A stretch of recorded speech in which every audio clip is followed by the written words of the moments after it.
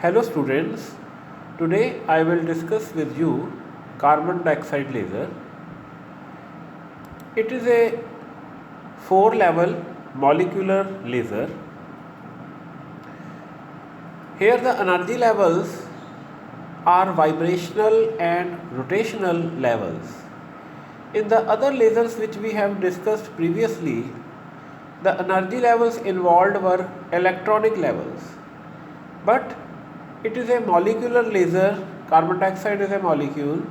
So here the vibrational and rotational levels are used for laser transitions.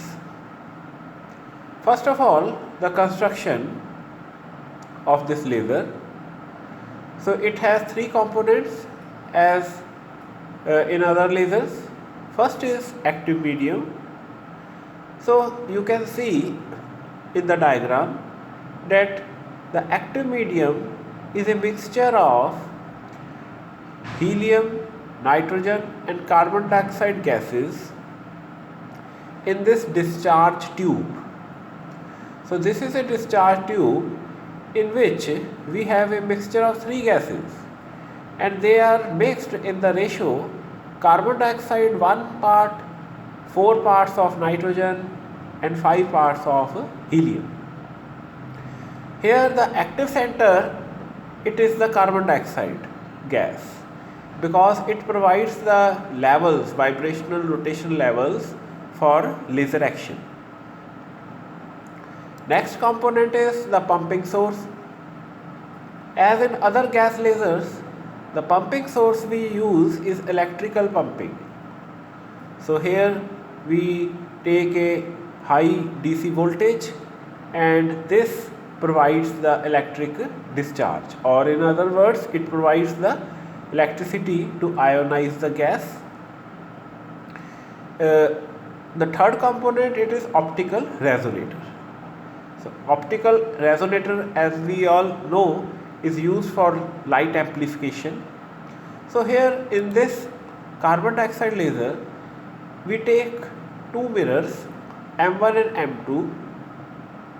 They are silicon mirrors but they are taken outside the discharge tube and at the end of discharge tube we have two windows so that the light or photons, they can pass through this discharge tube and could go towards the mirrors M1 and M2, and with repeated reflections from the mirrors we achieve sustained light amplification.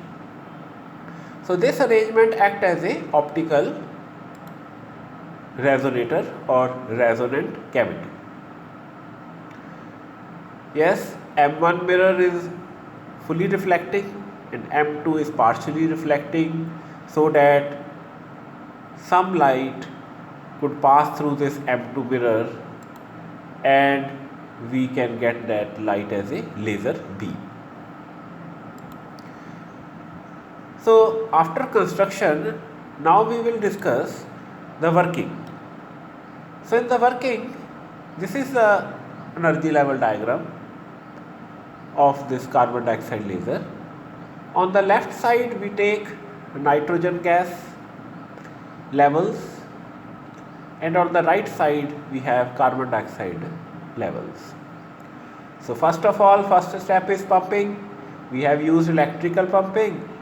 Due to that, the nitrogen molecules, they go to the exciter state E5 dash.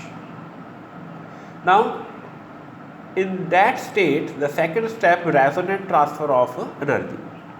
These nitrogen molecules, they collide with the carbon dioxide molecules which are in the ground state and transfer their energy to the carbon dioxide molecules. Therefore, carbon dioxide molecules, they go to the exciter state E5, which is at the same level as that of E5 dash. Remember, we are considering all these levels, they are vibrational, rotational levels, they are not electronic levels. So third step is population inversion and laser action. You can see from this diagram here E5 level is metastable state. Therefore carbon dioxide molecules, they accumulate in this level E5, and population inversion condition is achieved between levels E5 and E3 and level E5 and E4. So we get two different wavelengths of laser light. One is 9.6 micrometer and other is 10.6 micrometer. After that, fourth step is inelastic collisions with helium atoms. Now here the carbon dioxide molecules, they are in energy level E4 and E3, which are the terminal levels of the laser transition. So in order to depopulate these levels, we use helium gas. So helium gas, what it does, the molecules of helium gas, they collide with carbon dioxide molecules which are present in the E4 and E3 level, and due to this collision, these carbon dioxide molecules, they make a transition and go to the E2 level. At E2 level also, the helium atoms, they collide with carbon dioxide molecules, and due to collision, these carbon dioxide molecules, they go to the ground state E1. So what is the role of helium atoms?